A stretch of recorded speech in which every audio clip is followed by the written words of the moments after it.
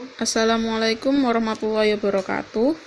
Di sini kami dari kelompok 5 akan mempresentasikan tentang hasil diskusi kami, yaitu kesesuaian UUD 1945 dengan Kepres nomor 36 tahun 1990 atau ratifikasi dari Konvensi Hak-Hak Anak. Dengan anggota Roro Ayu Nurpitaloka, Rehanuddin Rahmani, Marina Oktavia, Kusnul Nur Fauzia, dan saya sendiri Nur Aprilia Zahra.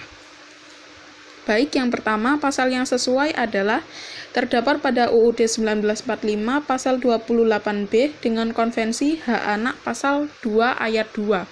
Substansi yang terdapat dalam kedua pasal tersebut adalah memiliki kesesuaian dalam perlindungan anak terhadap diskriminasi. Negara wajib memberikan perlindungan kepada anak dari segala bentuk diskriminasi. Undang-undang lainnya yang mendukung dari pasal itu adalah Undang-Undang Nomor 23 tahun 2002 pasal 4 tentang perlindungan anak. Implementasi yang terdapat dari pasal tersebut adalah hal ini ditandai dengan adanya peraturan perundang-undangan yang mengatur tentang anak. Namun, implementasi dari undang-undang itu sendiri masih terdapat banyak kekurangan. Misalnya saja masih banyak ditemukan kasus-kasus seperti kekerasan fisik dan psikis, kekerasan seksual, korban penyebarluasan pornografi, dan lain-lain. Berdasarkan Simfoni PPA, Sistem Informasi Online Perlindungan Perempuan dan Anak, sepanjang 2019 sampai 2021, terdapat peningkatan pelaporan kasus kekerasan terhadap perempuan maupun anak. Hal ini disampaikan oleh Menteri PPPA Bintang Puspayoga dalam rapat dengan Komisi 4 DPR. Yang kedua, pasal yang sesuai yaitu Undang-Undang 1945 pasal 28A dengan Konvensi Hak Anak pasal 6 ayat 1. Substansinya adalah kedua pasal tersebut memiliki kesesuaian dalam hak untuk hidup dan mempertahankan hidupnya.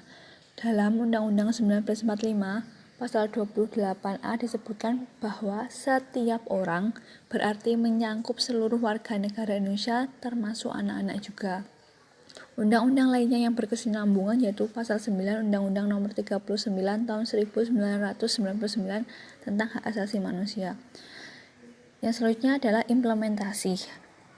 Hak untuk hidup merupakan bagian dari hak asasi yang memiliki sifat tidak dapat ditawar lagi. Mengacu pada Undang-Undang 1945 dan Undang-Undang Nomor 39 tahun 1999, maka dapat disimpulkan bahwa pandangan tentang hak-hak hidup yang dianut oleh negara Indonesia mengakui dan menyatakan bahwa hak untuk hidup adalah hak yang melekat pada setiap individu yang tidak dapat dirampas atau dikurangi oleh siapapun, baik itu negara ataupun penguasa lainnya. Pasal yang sesuai Undang-Undang 1945 pasal 34 ayat 3 dengan Konvensi Hak Anak pasal 3 ayat 3. Substansinya, kedua pasal tersebut memiliki kesesuaian dalam hal negara wajib memberikan akses layanan publik bagi semua anak tanpa terkecuali, berhak atas pelayanan kesehatan yang komprehensif dan terintegrasi, jaminan sosial dan standar hidup layak dalam hal fisik, mental, spiritual, moral, dan sosial termasuk hak anak. Undang-undang lainnya, Undang-Undang Republik Indonesia Nomor 35 Tahun 2004 tentang perubahan atas Undang-Undang Nomor 23 Tahun 2002 tentang perlindungan anak pasal 44 ayat 2. Implementasi, menurut data yang dikeluarkan oleh Kementerian Kesehatan Republik Indonesia tahun 2016, jumlah puskesmas di semua daerah belum memadai dibandingkan dengan jumlah penduduk. Menurut data dari Sekretariat Konsul Kedokteran Indonesia tahun 2017, jumlah dokter di seluruh Indonesia masih terdapat kekurangan, terutama dokter spesialis. Pasal yang sesuai UUD 1945 pasal 27 ayat 2 dengan Konvensi Hak Anak pasal 27 ayat 1.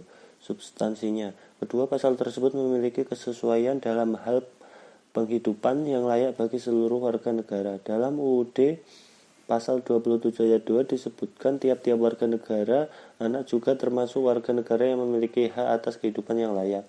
Undang-undang lainnya, pasal 54 ayat 1 Undang-Undang Nomor 35 Tahun 2014. Selanjutnya, implementasi pekerjaan yang disediakan oleh pemerintah melalui programnya untuk rakyat mempunyai penghasilan untuk menghidupi dirinya, keluarganya, dan diharapkan dapat menikmati kehidupan yang lebih baik dan layak untuk hari depannya. Seperti program yang dikembangkan oleh pemerintah yaitu Kartu Prakerja dan Bantuan Subsidi Upah atau BSU. Selanjutnya adalah Undang-Undang Dasar 1945 Pasal 31 Ayat 1 dengan Konvensi Hak Anak Pasal 28 Ayat 1. Substansinya adalah kedua pasal tersebut memiliki kesesuaian dalam hal pendidikan. Setiap warga negara yang disebutkan dalam pasal 31 ayat 1 ini juga termasuk anak-anak. Sehingga anak-anak berhak untuk mendapatkan pendidikan dan hal ini dijamin oleh negara. Undang-undang lainnya, Undang-Undang Republik Indonesia Nomor 35 Tahun 2014 tentang perubahan atas Undang-Undang Nomor 23 Tahun 2002 tentang Perlindungan Anak Pasal 9 Ayat 1, Undang-Undang Nomor 39 Tahun 1999 tentang Hak Asasi Manusia Pasal 60 dan Undang-Undang Nomor 20 Tahun 2003 tentang Sistem Pendidikan Nasional Pasal 5 Ayat 1. Implementasinya, setiap warga negara memiliki hak yang sama untuk mendapatkan pendidikan, termasuk dengan anak-anak yang terlantar di jalanan.